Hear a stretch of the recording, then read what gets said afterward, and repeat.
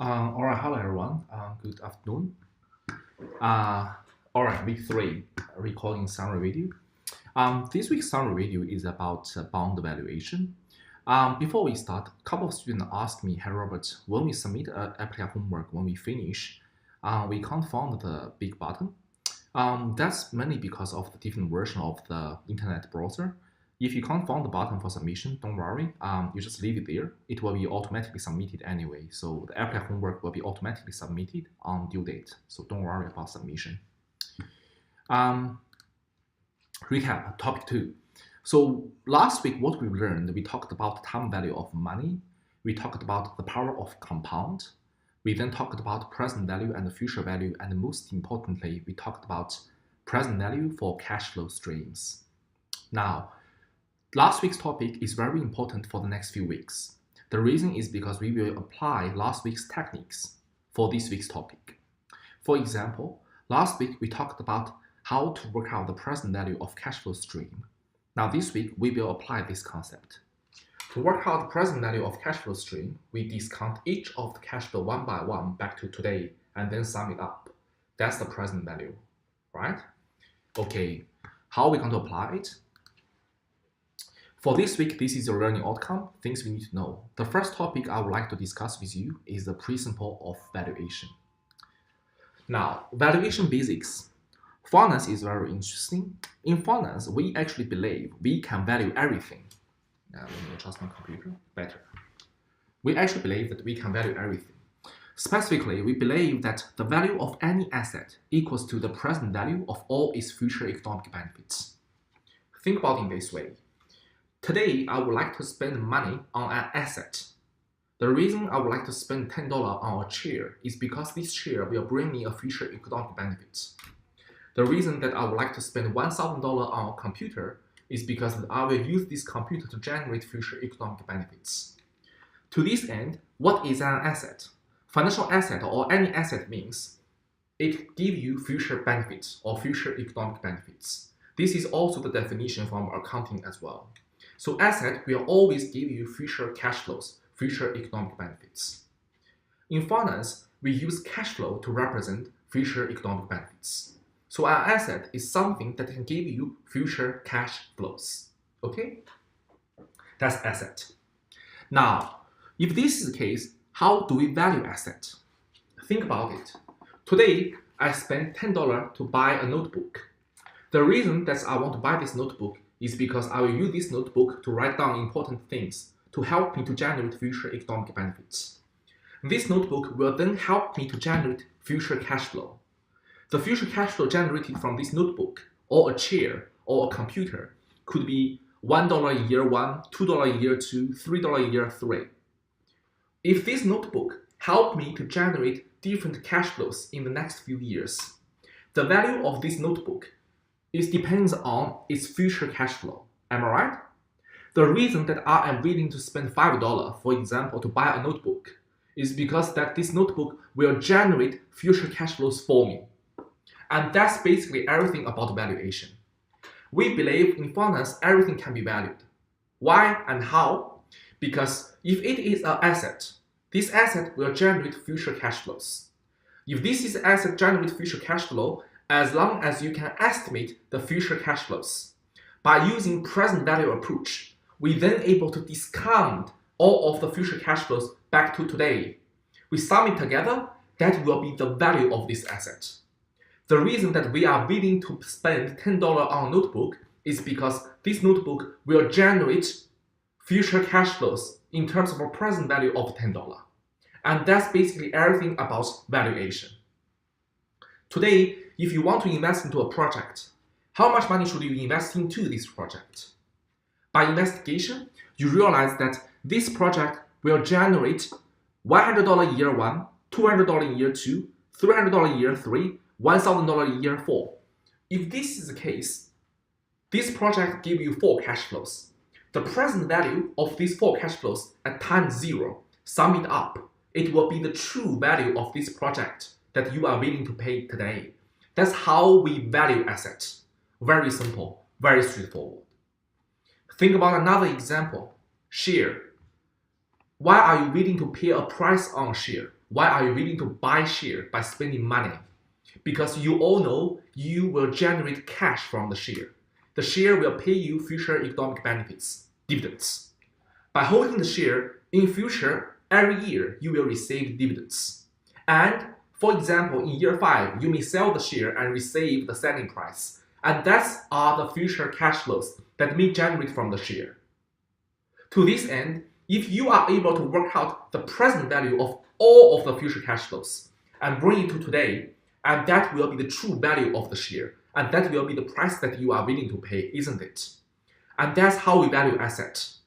In short, as long as you are able to 1. Identify the future cash flows, 2.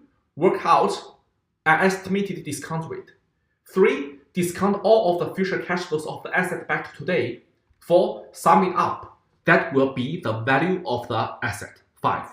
Okay? So that's how we work out the value of the asset. Generally speaking, the greater the risk, the higher the discount rate. The higher the discount rate, the lower of the present value. That's the logic. Now, if we apply this logic intuitively and we want to apply it to an equation that can help us to do valuation, this equation is actually the present value for mixed stream of cash flow. So that is the equation we have last week, right? The value of our asset or price of asset is determined by the present value of all its future cash flows. For this asset P0 here, future economic cash flows include CF1 to CFN. We discount each of them back to time 0, sum it up. We will then have the price of the asset today. R is the discount rate. We want the present value, we need to discount the cash flow. CF1 is first cash flow, CF2 is second cash flow, CFN is cash flow N. So in this case, it is not an annuity, so we have to discount it one by one and then have the price of the asset today. Intuitively, think about this example. Today, I want to invest into an asset.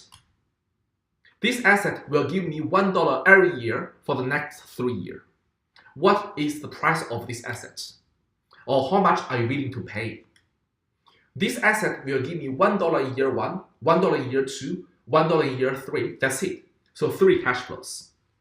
Equal periodical cash flows. Okay, you can either discount each of the cash flow one by one, sum it together, or you can use present value of annuity equation. It is an ordinary annuity we learned from last week, equal periodical cash flow. You can apply the annuity equation as well. Either way, it will give you the same solution. By working out the present value of this cash flow stream, and then you will have the price of the asset. And that is the fundamental of valuation. We will apply this logic to value a bond item this week and to value a share item next week. Okay, let's look at the bond item that we would like to value this week. Bond vocabulary. So before we start, first of all, I would like to start from the vocabulary of the bond. First of all, what is principal? Principal is the amount of money on which interest is paid. I will come back to principal soon, but give you a comprehensive example. Maturity date is the date when bond life ends and the borrower must make final interest payment and repay principal. Par value is the face value of each of the bond. In this unit, you can consider it as an issue price, the face value. Firstly, or the first time the bond is sold in the market, which borrower will repay at maturity. In this unit, par value of the bond for each of the bond is always $1,000. Okay? Coupon is an interest payment of the bond that is promised to the investor, and indenture is the contract. One more vocabulary in the next slides is your coupon rate. And coupon rate is the rate to calculate your coupon payments. Now, let's go back to the vocabulary. I'll give you one comprehensive example. Very easy. Assume today you guys are the bond holder. I am the bond issuer. I am the one need money. I borrow money from you, so I issue a bond to you. You are willing to lend the money to me. For each of the bond, I will issue at par value 1,000. So today, I borrow $1,000 from you for each of the bond. Let's assume maturity date is 20 years, which means today I issue a bond to you at face value of $1,000 per bond and hold for 20 years. Because I borrow money from you, I have to pay interest. The interest payment for bond is calculated based on coupon rate. Assume it is 10%. 10% of the par value is your coupon payment for each of the bond. Your par value is 1,000.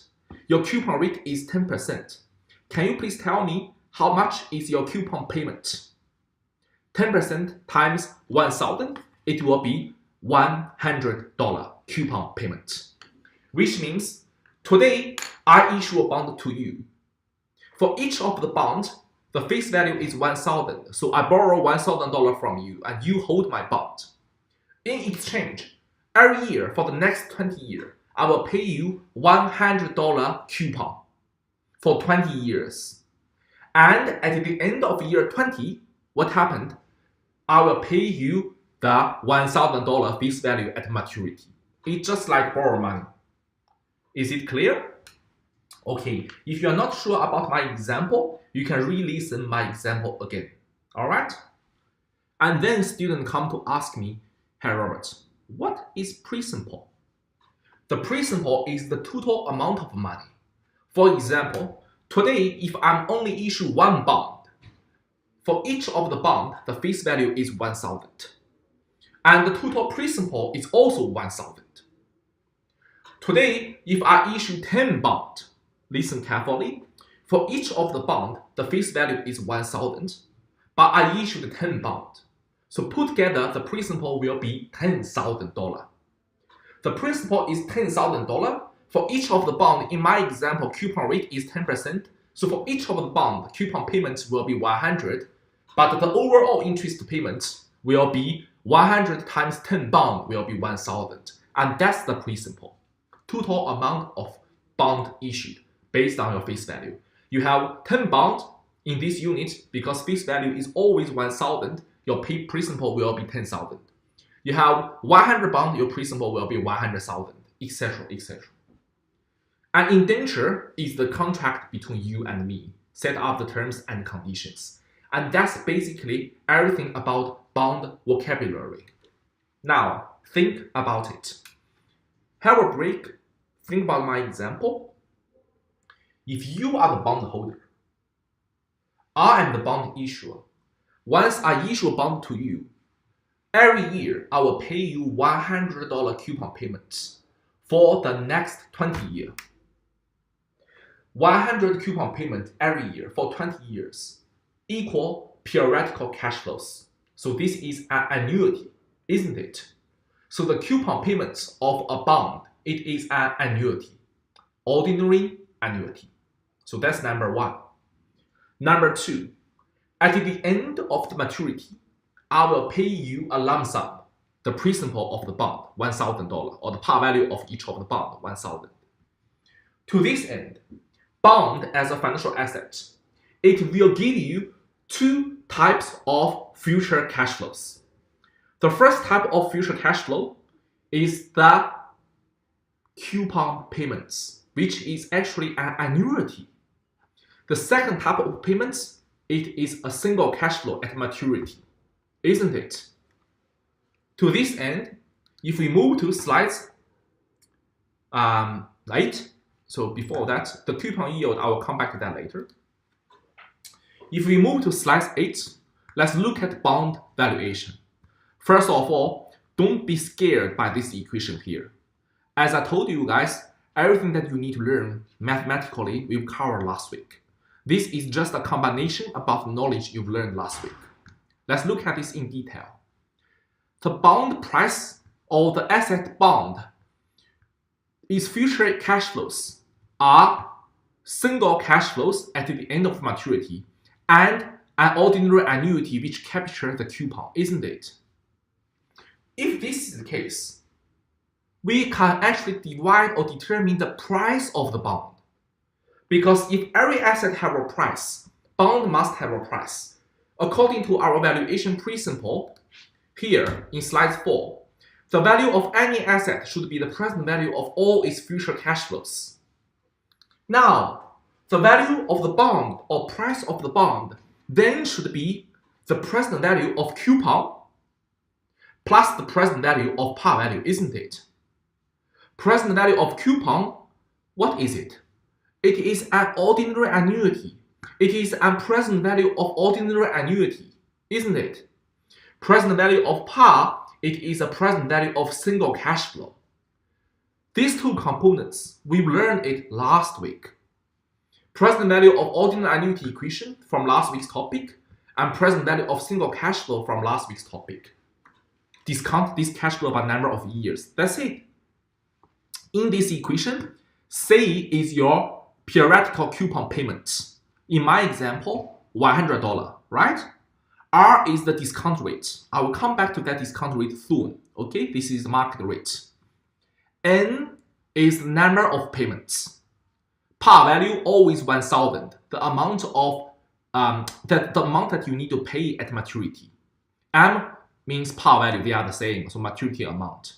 So bond valuation equation is actually a combination of present value of an annuity and present value of a single cash flow. Or I should say, present value of an ordinary annuity and present value of a single cash flow. Can you do it? And that's why I told you last week's topic is important, because this week's topic is conditioned on last week's topic. Now, let's see one example and let's work it out together.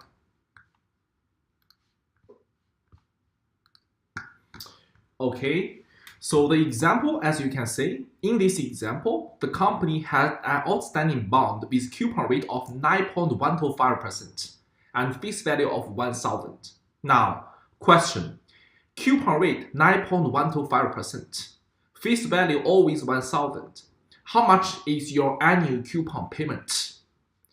9.125% times 1,000, your annual coupon payment will be $91.25, isn't it?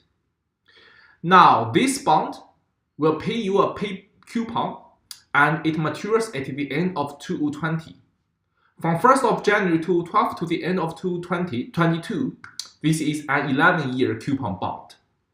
11-year coupon bond with a discount rate or interest rate 8%. How do we work out the price of the bond? Let's do it step by step. First of all, the bond has two types of cash payments. First type, every year you will receive a coupon payment for 11 years, right? If you don't trust me, you can count the date. Second, you will receive a lump sum at the end of 2022. You know the discount rate. You apply the bond valuation equation in the last slides, plug the number into the equation. You should have the solution. And that's how it looks like. For the coupon payment, from 2012 to 2022, you have the present value of each of the coupon payments.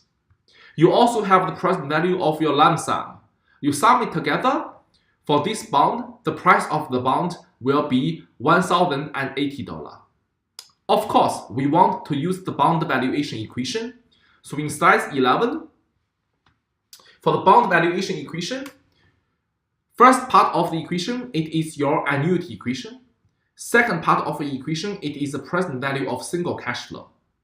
Coupon payment, $91.25. So C is $91.25. Discount rate R is 8%. N is 11 years. M is 1,000. Plug the number into the equation accordingly. Again, this equation will be provided in your final examination. And then you will have the price of the bond. And that's how it looks like.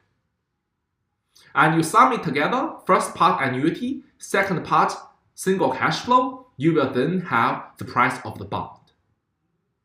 Let's move to the second topic we would like to share with you. Up to this stage, if you have any questions, you can stop and probably listen to the first few slides and to have a better understanding about the bond. Now, let's move to the next slides. Yield to maturity, and in these slides, I will explain to you a very interesting concept. Now, if you look at bond valuation equation, please note that The C is your coupon payment. It is determined by your coupon rate. Okay, so the coupon rate of the bond. R is the discount rate. As we all know, if you want to get present value of something, you need to discount it, right? But in bond valuation, the R have another name. This name is called yield to maturity. Don't ask me why. In finance, on the different context, the same stuff we call it different name. So generally speaking, in this unit, interest rate, discount rate, yield to maturity, they are interchangeable. In practice, they are actually slightly different. But in this unit, they are the same, just different name. So in bond valuation, the discount rate, we call it yield to maturity.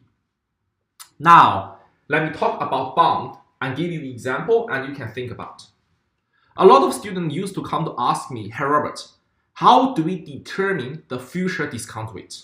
Or how do we determine this yield to maturity? To be exactly, what is it?" I'll give you guys a classical example. You can think about it. Very, very easy to understand. Assume today you can write, or you can have a pen and paper in front of you and you can write it up. Assume 2 years ago, not today, 2 years ago, I issue a bond to you. So you hold my bond. 2 years ago, this bond is a 20-year bond. And this bond will give you 10% coupon rate every year. Which means every year you will receive $100 coupon payments. Okay? Now today, this bond, you have 18 years to maturity, isn't it? Because it's a 2 year ago bond. You have 18 years to maturity. And again, this bond will pay you $100 coupon payments. Because this is your old bond, and this is a 2 years ago bond. Now, in practice, if you buy a bond, most likely you're probably not going to hold it forever. You're probably not going to hold it to maturity. Assume today, after holding this bond for 2 years, you want to sell the bond. You want to sell the bond. If you want to sell the bond, as we all know, we must have a bond price that we can sell. But before we use the equation to calculate the bond price, there are a few things I would like to discuss with you. Think about it. 2 years ago, I issued a bond, you bought it. Coupon rate 10%. You hold it for 2 years. Today, right now, you want to sell it. What is the right selling price? Now, you move to the market, you realize, okay, in the market, there are similar bonds that are offered in the market from similar risk-ranked company. Now, in the market, you realize that a company, everything else being equal, very similar to your company, very similar to the company issue your bond. They are currently offer a new bond, sell at par value 1,000, last for 18 years, but coupon rate only 8%. What does that mean? Everything else being equal, the newly issued bond that issued today sell at 1,000 per bond, its coupon rate now is only 8%. That could be the market condition turns bad. It's not as good as 2 years ago. What does that mean? Your bond, everything else being equal, is very similar to another bond. But your bond offer a 10% coupon. But that bond only offer 8% coupon. Which one is better? Your bond is better, isn't it? If your bond is better, the newly issued bond today, they are willing to sell 1,000 in the market, as the issue price always 1,000. Your bond is better. Are you willing to sell at 1,000? No. You want to sell it at a higher price, isn't it? To this end, if your bond rate or your bond coupon rate is higher than the market bond rate, you want to sell your bond at a higher price. The market bond rate is normally used as the discount rate to represent the market condition, which is the yield to maturity, which is the discount rate in this equation here. To this end, in another word, if your coupon rate is higher than the market rate, you want to sell your bond at a price higher than 1,000 par value, which means your bond trade at a premium. On the other hand, same example, 2 years ago you bought a bond. This bond coupon rate 10%. 2 years later, today you want to sell the bond. And you realize the market condition is very good. The newly issued bond, now in the market, very similar to your bond. we are actually offered 12% coupon rate. And this newly issued bond, because they are newly issued, always sell at 1,000 per bond at face value. Newly issued bond with 12% coupon rate sell for 1,000. Your bond only with 10% coupon rate. Are you able to sell it at 1,000 for each of the bond? No, you can't, because your bond is not competitive, right? If this is the case, if you want to sell your bond, you have to sell it at a lower price, because your bond is not as attractive as the newly issued bond. If you sell the bond at a lower price, you have to sell it at a price which is lower than par value. This means your bond will sell at a discount rate. And that's why when your coupon rate is less than the market rate, the market coupon rate, the discount rate here, you need or you will sell your bond at a discount. Does this make sense for you? Similarly, 2 years ago you issue a bond. 2 years ago you buy a bond, coupon rate 10%. Today, market conditions remain the same. Coupon rate of other similar bonds still offer 10%. If this is the case, you went to the market, you sell the bond, the price of the bond must be 1,000 because yours and the market newly issued bond, they are indifferent. So if your coupon rate is the same as discount rate, you sell the bond at par value. And that is the relationship between coupon rate and yield to maturity. I hope this gives you a better understanding about this kind of a relationship. Okay? Now let's verify. Look at our previous example. In our previous example, what is your coupon rate? Your coupon rate is 9.125%. And what is the market rate? Market rate is only 8%, which means market rate represented by this percentage, only 8%. Your bond is much more attractive than the current market offered bond. Your bond is much more attractive. What does that mean? It means you want to sell your bond at a higher price because the 8% newly issued bond sell at par value, 1,000, your bond must worth more. And our solution proves that yes, the true price of the bond is $1,080. So that is the price of the bond. Okay? We have more examples in slide 13 and 14, and let's see the example. What is a premium bond? You bought a 10% bond last year at par of 1,000. Term to maturity 5 years. This year, your remaining term to maturity, now it is 4 years, right? Your remaining term to maturity, now it is 4 years. It means what? It means that 4 years, you will receive 4 coupon payments together with a par value at the end of year 4. Now, what's the market condition? In the market, the newly issued bond offer 8% coupon rate. Newly issued bond offer 8% coupon rate, so the market rate to you is 8%.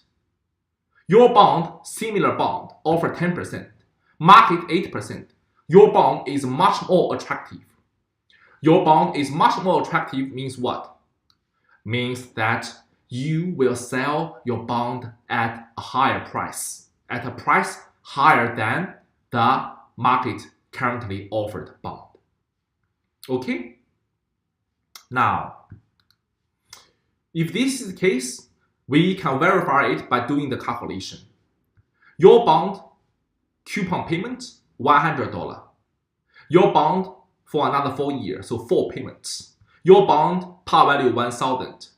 Plug number into the equation, 4 years, 100 coupon rate, 1,000 face value, discount rate 8%. Price of your bond, as you can see, is $1,066. Ideally, you can apply the same logic on discount bond. For discount bond, still your bond is the 10% one, but the market condition changed. The market newly issued bond is 12%.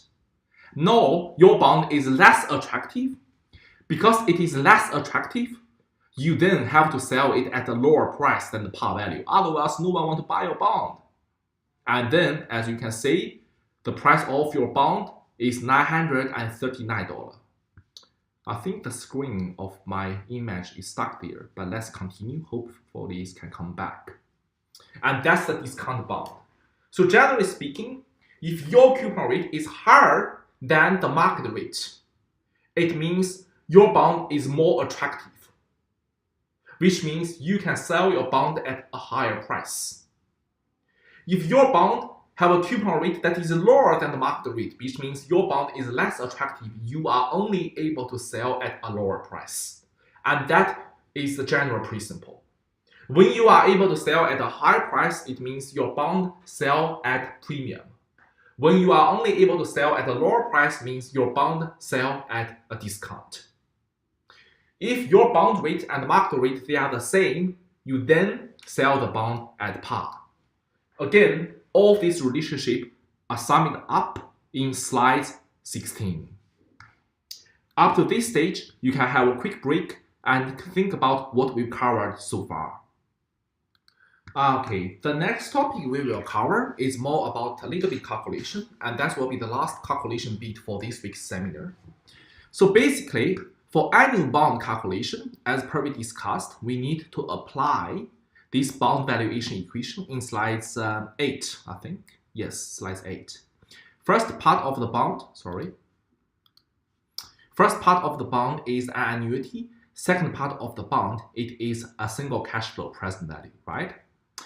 But in practice, as we all know, or as some of you guys may realize, for bond valuation, most of the case, the bond issuer, they will pay semi-annual bond payments. If it is semi-annual bond payment, how should we apply the bond valuation equation? Very simple. Do you guys still remember last week we talked about compounding more frequently than annually? Last week, we talked about compounding more frequently than annually. If this is the case, what should we do? If it's get compounding annually, that is how it looks like. But if it's compounding more frequently than annually, we will have a M factor. This M means compounding frequency. If the bond is happened semi-annually, to this end, for each year, the company will pay the bond twice. To this end, we need to have M for the interest rate. We need to divide our interest rate by 2, and we need to time our number of payments by 2. Also, we need to divide our coupon payments by 2. So wherever you have coupon payment interest rate, you always divide by 2 because now it is semi-annual. Wherever you have N, you always time it by 2 because now you have 2 times N number of payments. M is the principal at maturity, it remains the same, always 1,000. So this number is always $1,000. If this is the case, we have a semi-annual coupon bond equation. Again, this equation looks scary, but if you look at step by step, it's not really that complex. We learned it last week. How? The first part of the bond valuation, it is present value of an ordinary annuity. The second part of the bond valuation, it is a present value of a single cash flow. If it turns to semi-annual, the first part of the equation, as you can see, what is it? We just divide by coupon by 2, interest rate by 2, and we have 2 times N number of payments. So this is still our semi-annual present value of annuity equation. For the second part of the equation, is compounding more frequently than annually. We divide R by 2 times N by 2. So we basically combine the concept we learned in week 2 to work out this equation. Now, if you understand it, that's good. If not, that's okay, because all those equations will be provided in your final exam in the formula sheet. Okay? The important things for you is that you are able to identify the information and apply the right equation. For your information, I can show you something because you won't have it now, but you will have it later. Okay, let me show you the equation that we normally have in previous trimester. So that's previous trimester's equation. Now, around week 8 or week 9, I will submit the exam paper. Once I submit the exam paper, together with your exam paper, there will be something called formula. Okay, and I will then extract the formula part and then post it on Cloud Deacon so you can prepare your exam accordingly. As you can see, for all those equations, you have the name of the equation. Present value of ordinary annuity, what we learned last week, and also coupon bond price, which is an annual coupon bond price. For semi-annual, all you need to do is to divide each of the components in there by 2 because it is semi-annual. Semi-annual interest, and then times n by 2. So all the equations have their own name, and you will have the equation accordingly. Okay? Alright, let's do a practice about semi-annual coupon payment practice. Alright? So in slide 18, there is a very straightforward example. You can do it by yourself, but I want to focus on the example in slide 19. Suppose a bond with 10% coupon rate and semi-annual coupon. Question: 10% coupon rate. Please prepare a pen and paper in front of you. 10% coupon rate. Face value always 1,000. How much is your annual coupon payment? 10% times 1,000, which will be 100. If this is your 100 semi-annual coupon payment, 100 annual coupon payment, how much is your semi-annual coupon payment?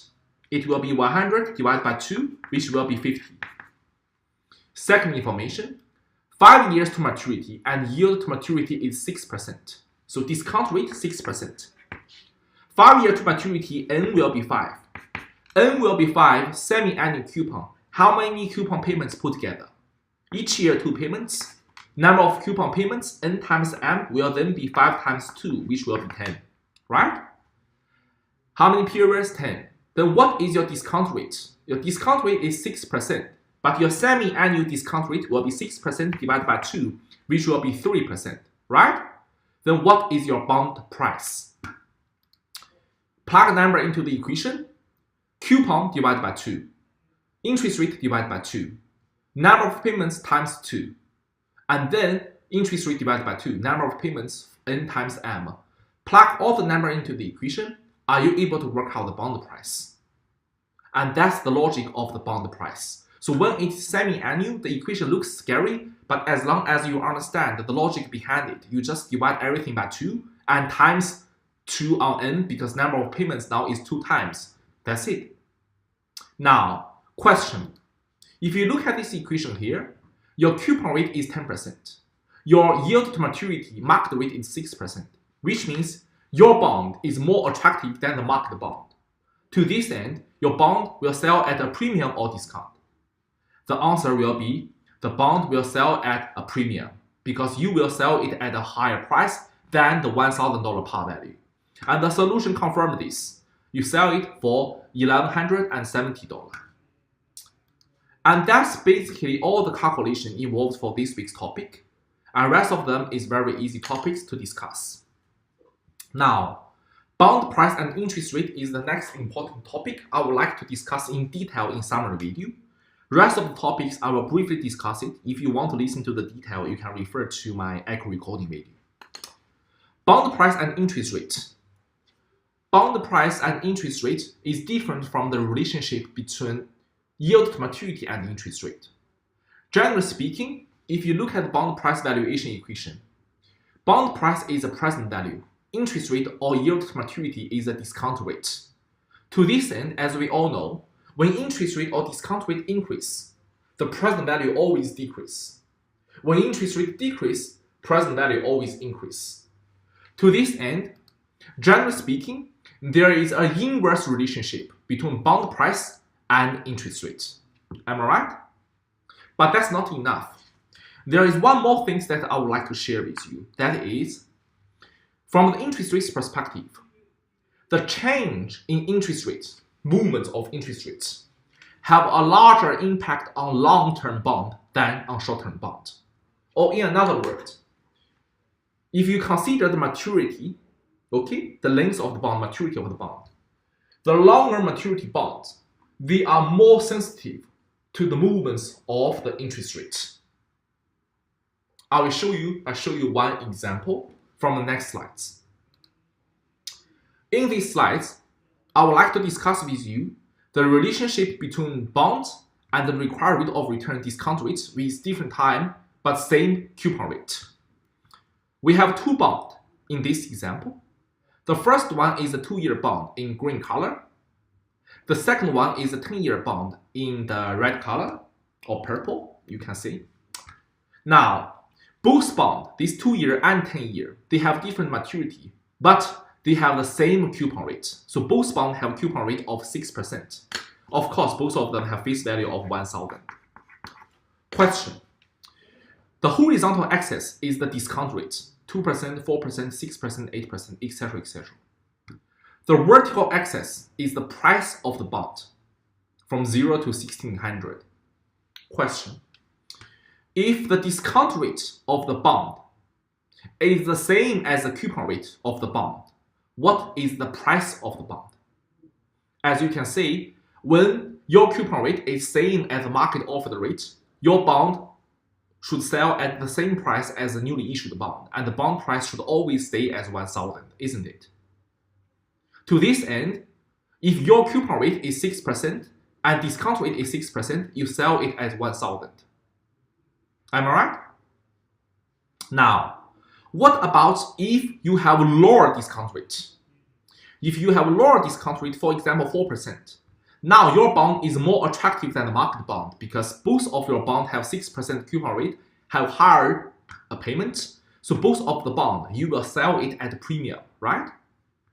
But look at the price movements. For this 2-year bond, when the discount rate is 4%, the bond price only increased by small magnitudes.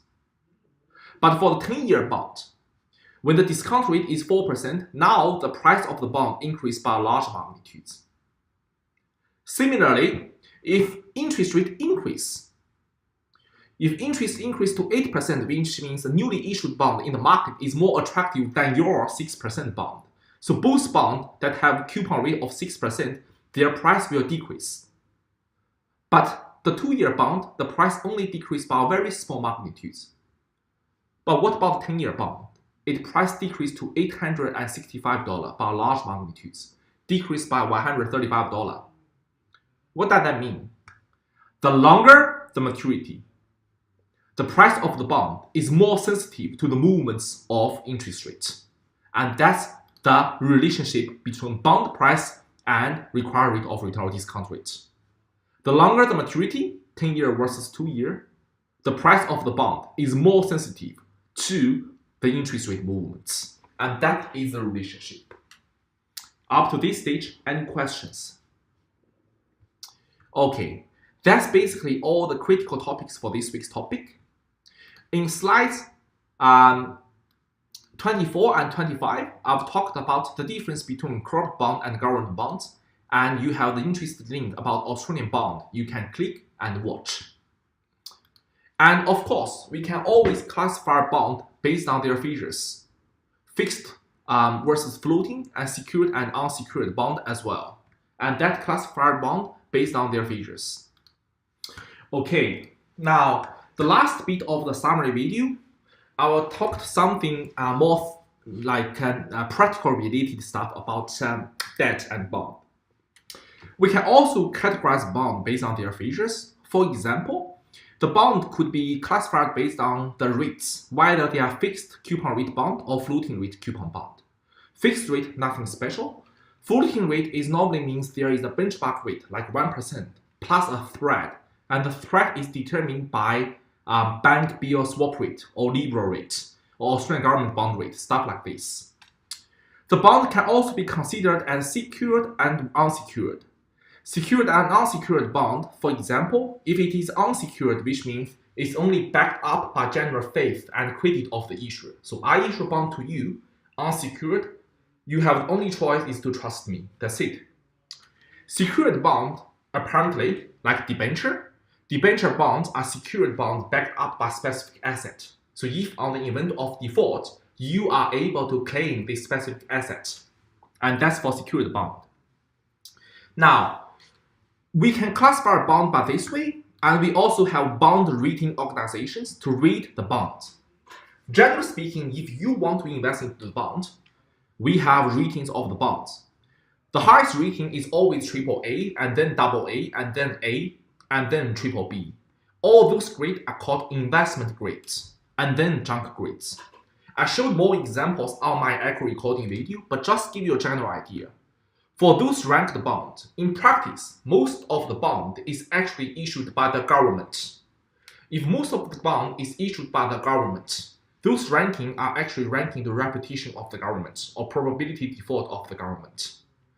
Normally, as long as the government is reasonably good, they will have a ranking above A. Okay, so for example, Switzerland, Sweden, Canada, they are AAA. United States, they are AA, or Australia is AAA. China is A, etc., etc. So they are investment grade.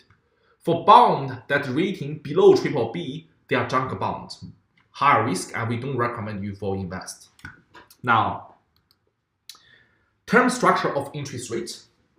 We talked about the relationship between yield to maturity and coupon rate. We talked about the relationship between bond price and interest rate or yield to maturity. The last one that I would like to share with you is the relationship between time and interest rate. So term structure, you can think about it as maturity time, length of maturity. And I will show you, okay? But show you from the following graph. So you don't have to read this part, but I will show you from the following graph.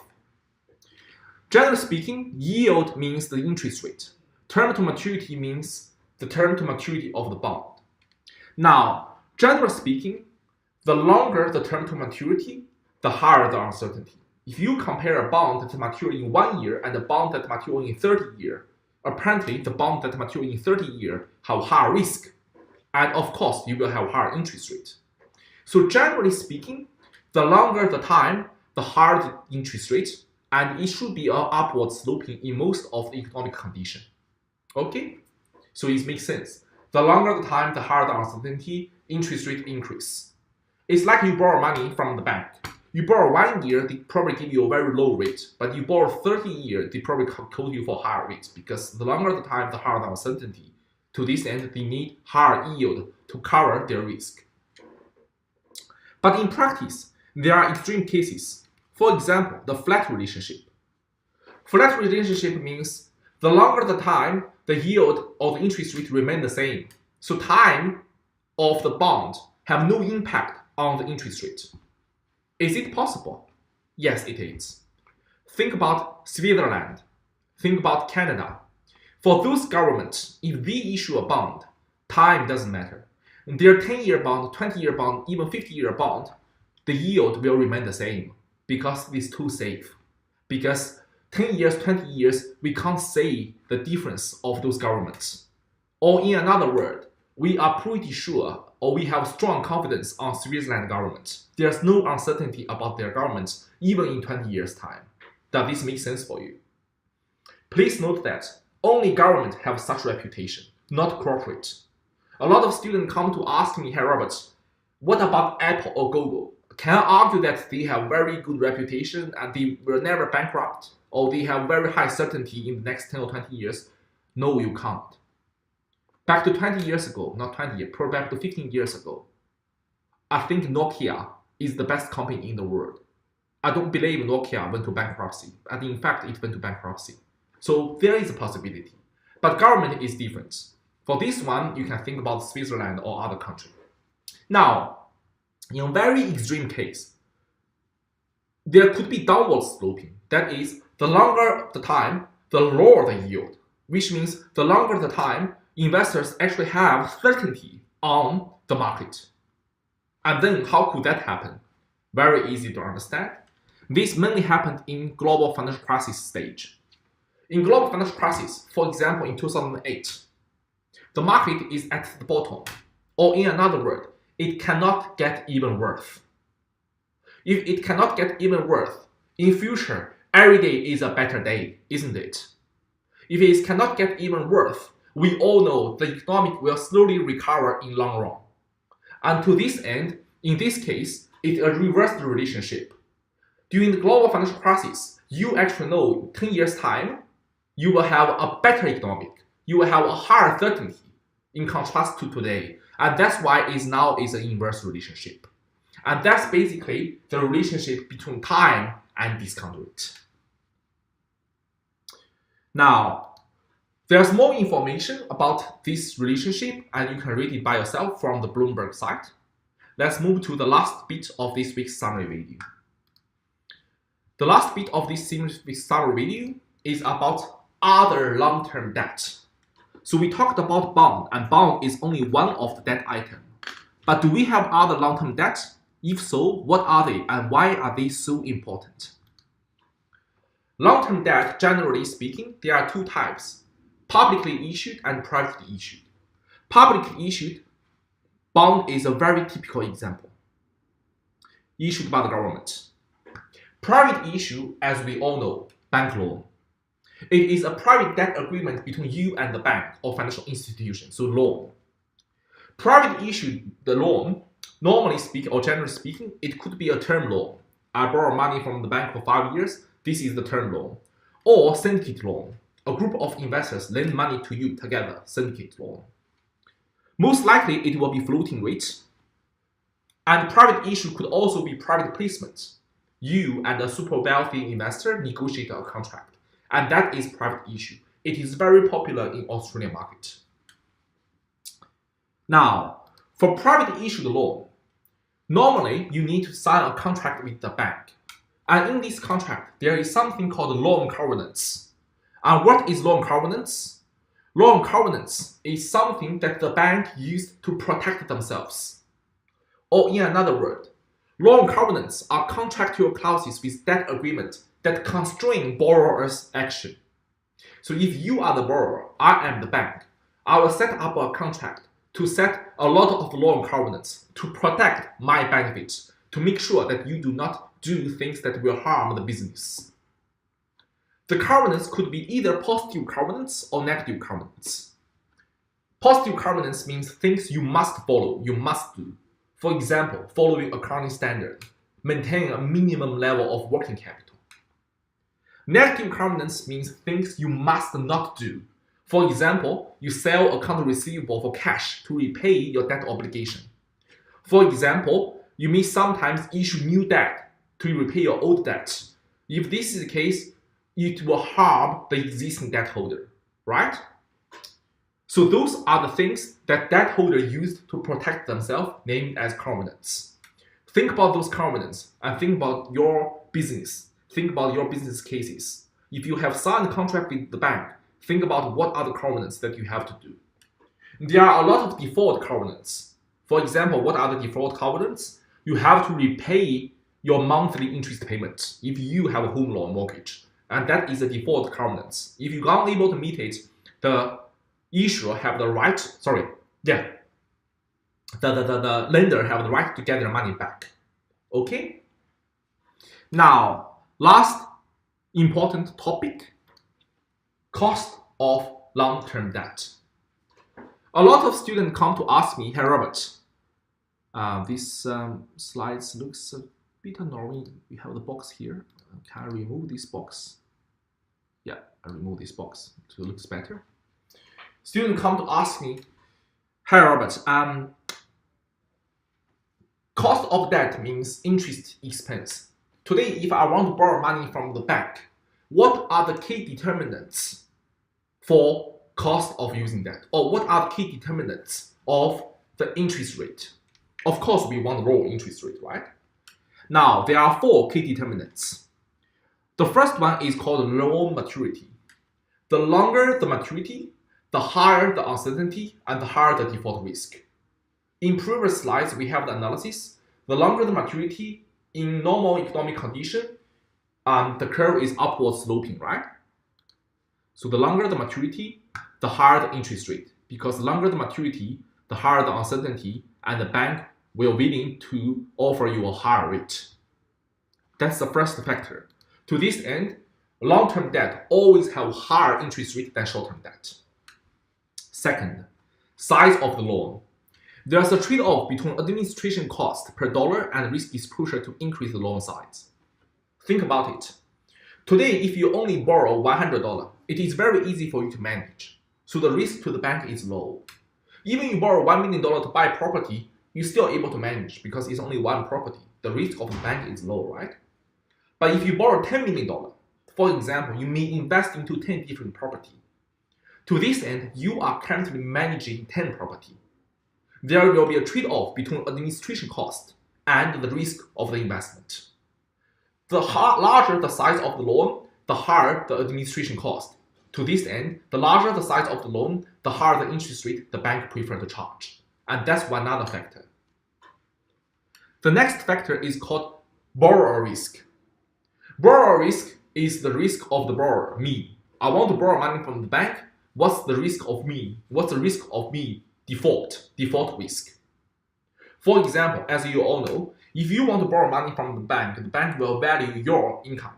They will value your current outstanding debt.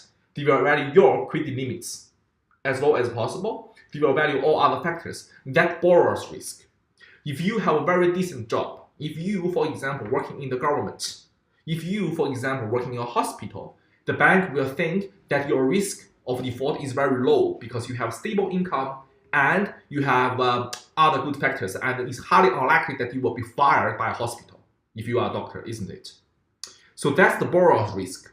The borrower risk from the borrower. And lastly, the cost of using money. The cost of money means bank, they get money from the market. Bank get money from the government, Reserve Bank, or bank get money from saving. If the market condition is good, bank will get money at a higher rate because bank may offer higher saving rate. If they get money at a higher rate, they have a cost of money. They will pass this to the borrower. So you will have a higher rate. And that is based on the market condition. See, for example, if you still remember, before the global financial crisis, 2007, 2006, the interest rate is extremely high because the saving rate is high as well because bank cost of money is high. And that's the relationship. Okay? So that's basically the factors determining the cost of long-term debt. Finally, we have some examples about corporate long-term debt, and all these examples are summarized in this table, and you can read this table by yourself. And that's basically everything for this week's lecture. In this week's summary video, we covered fundamental valuation principle, bond and bond valuation, relationship between coupon rate and yield to maturity. So yield to maturity is interest rate, just different name. Relationship between bond price and interest rate. Relationship between term to maturity and interest rate. And other characteristics of the long-term debt. For some students, if you want to read the book, that's good. But if you read the book, please follow the instructions. You only need to read the parts of the chapter that covered in the lecture. So with the heading in the lecture slides. For those we do not cover in the lecture, you don't need to read it. And also, please remember, this week you will now have your second Applia homework. Last week you have your first one. Make sure that you attempt your Applia homework. If you have questions, come to ask me, either via email or from Cloud Beacon. Okay, that's everything, and I will see you guys next week.